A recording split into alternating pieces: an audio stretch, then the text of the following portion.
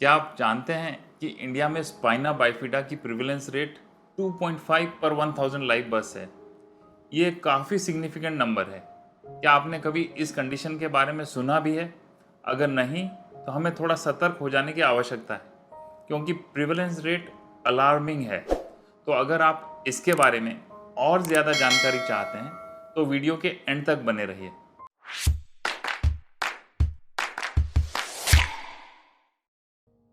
मैं doctor Rajiv Chhabra, paediatrician Gurgaon. तो सबसे पहले जानते हैं स्पाइना बाइफिडा क्या होता है। ये कॉमन बर्थ डिफेक्ट है जो फीटस के स्पाइन के इनकम्प्लीट डेवलपमेंट के कारण होता है, एंड ये यूजुअली प्रेगनेंसी के पहले महीने में यानी फर्स्ट 28 डेज में ही डिटेक्ट हो जाता है। वही अगर इसके मीनिंग को समझा जाए तो स्पाइना बाइफिडा का मतलब है स्प्लिट स्पाइन। ये कंडीशन न्यूरल ट्यूब डिफेक्ट का एक टाइप है। ये स्पाइन के किसी भी पार्ट में अफेक्ट हो सकती है, और अगर न्यूरल ट्यूब डिफेक्ट सही तरीके से फॉर्म या क्लोज नहीं होता तो बैकबोन जो स्पाइनल कॉर्ड को प्रोटेक्ट करता है वो फॉर्म और क्लोज नहीं होता है, and this opening result in damage to spinal cord and nerves. वैसे ये सुनने में डरावना लग सकता है और इसके कुछ टाइप तो बहुत सीरियस होते हैं, लेकिन ये जानना ज़रूरी है कि इस कंडीशन की सीवियरिटी अलग अलग होती है। ज़्यादा केसेस इतने माइल्ड होते हैं कि उनमें कोई सिम्टम्स नहीं होते और ट्रीटमेंट की भी ज़रूरत नहीं होती। तो चलिए आगे बढ़ते हुए उन्हीं टाइप्स के बारे में जानते हैं। तो स्पाइना बाइफिडा कितने टाइप्स के होते हैं? स्पाइना बाइफिडा के 3 टाइप्स होते हैं: spina bifida occulta, myelomeningocele and मेनिंगोसील।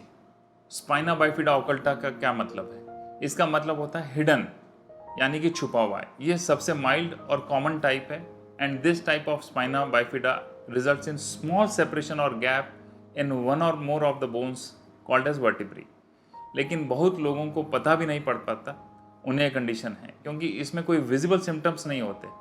कभी कभी इमेजिंग टेस्ट जैसे एक्सरे के दौरान पता चलता है या सीटी स्कैन के दौरान पता चलता है। सेकेंड कंडीशन जो कि माइलोमेनिंगोसील है, ये सबसे सीरियस टाइप की होती है और इससे ओपन स्पाइना बाइफिडा भी कहते हैं। इसमें स्पाइनल कैनाल लोअर या मिडिल बैक के कई वर्टिब्रा के साथ ओपन होने की वजह से स्पाइनल कॉर्ड के कई हिस्से प्रोटेक्टिव कवरिंग के बाहर आ जाते हैं, pushing through the opening at birth forming a sac on the baby sac. कई बार आपने नोटिस किया होगा कि बच्चे के पीठ पे जो वर्टिब्रल कॉलम है वहाँ पे एक सैक होता है, जिसके थ्रू आप स्पाइनल कॉलम, स्पाइनल नर्व्स को देख सकते हैं। ये सैक एक्सपोज होने की वजह से डेंजरस इन्फेक्शन के लिए बेबी प्रोन हो जाता है। इस टाइप्स में लेग्स के मूवमेंट लॉस और ब्लैडर और बाउल डिस्फंक्शन भी हो सकता है, यानी कि बच्चे का यूरिन पे कंट्रोल और पॉटी पे कंट्रोल नहीं आ पाता। इस वजह से ये कंडीशन काफ़ी सीरियस कहलाती है। जो थर्ड वेराइटी है which is also called as meningocele, it's a rare type of spina bifida. In this type इसमें भी सैक होता है और जिसमें से स्पाइनल फ्लूइड बल्ज होता है, बट नर्व्स अफेक्ट नहीं होने की वजह से, स्पाइनल कॉर्ड जो है फ्लूइड सैक के अंदर नहीं होने की वजह से इसमें ब्लैडर और बावल का कंट्रोल अफेक्ट नहीं होता है। तो आप ये समझ लीजिए कि एक जो थैली है वो एक्सपोज हो सकती है, जो कि माइलोमेनिंगोसील में होती है, इसमें क्लोज होती है। एक्सपोज होने की वजह से इन्फेक्शन की लायबिलिटी ज़्यादा है।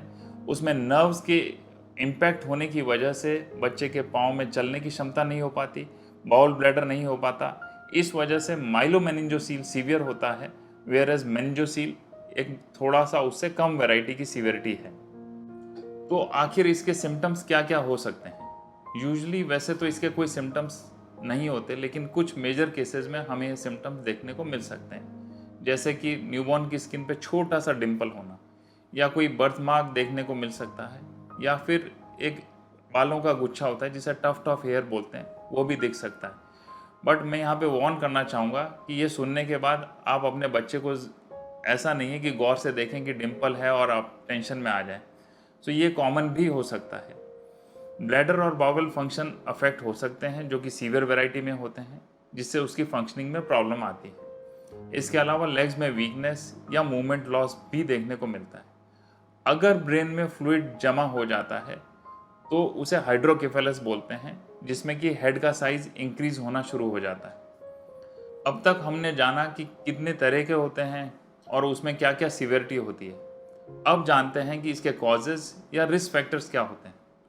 स्पाइना बाइफिडा का एग्जैक्ट कॉज अभी तक पता नहीं चल पाया है, लेकिन ये ज़रूर देखा गया है कि इसमें फीमेल बेबीज़ को मेल बेबीज़ के कंपैरिजन में ज़्यादा अफेक्ट होते हैं। हालांकि हेल्थ केयर प्रोफेशनल और रिसर्चर्स अभी तक नहीं पता लगा पाए कि स्पाइना बाइफिडा आखिर होता क्यों है, लेकिन इसके कुछ पोटेंशियल रिस्क फैक्टर जो हमें पता है उसकी जानकारी मैं देना चाहूँगा। जैसे first and foremost is family history of neural tube defects. अगर फैमिली में एक बच्चे को पहले से ही न्यूरल ट्यूब डिफेक्ट है तो उसमें सेकेंड बेबी को होने के चांसेस बढ़ जाते हैं। Also being born with a neural tube defect increases the chances of giving birth to a child with spina bifida, which means कि अगर मदर को न्यूरल ट्यूब डिफेक्ट है तो होने वाले बेबी में चांसेस बढ़ जाते हैं।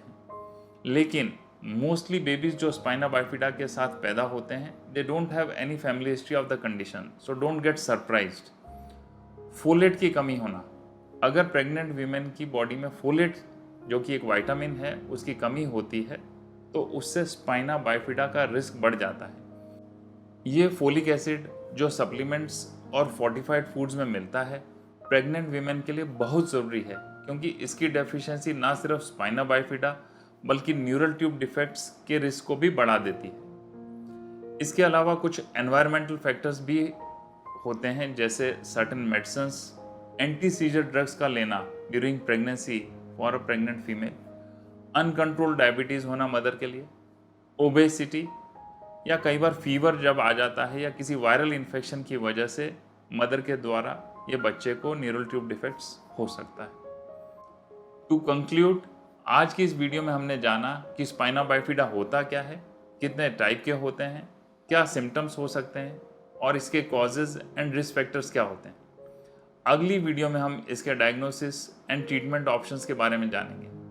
वहीं अगर आपको स्पाइना बाइफिडा के रिस्क फैक्टर्स के बारे में और इन्फॉर्मेशन चाहिए या आपको लगता है कि आप या आपके फैमिली मेम्बर को स्पाइना बाइफिडा का रिस्क हो सकता है तो अपने डॉक्टर से ज़रूर कंसल्ट करें।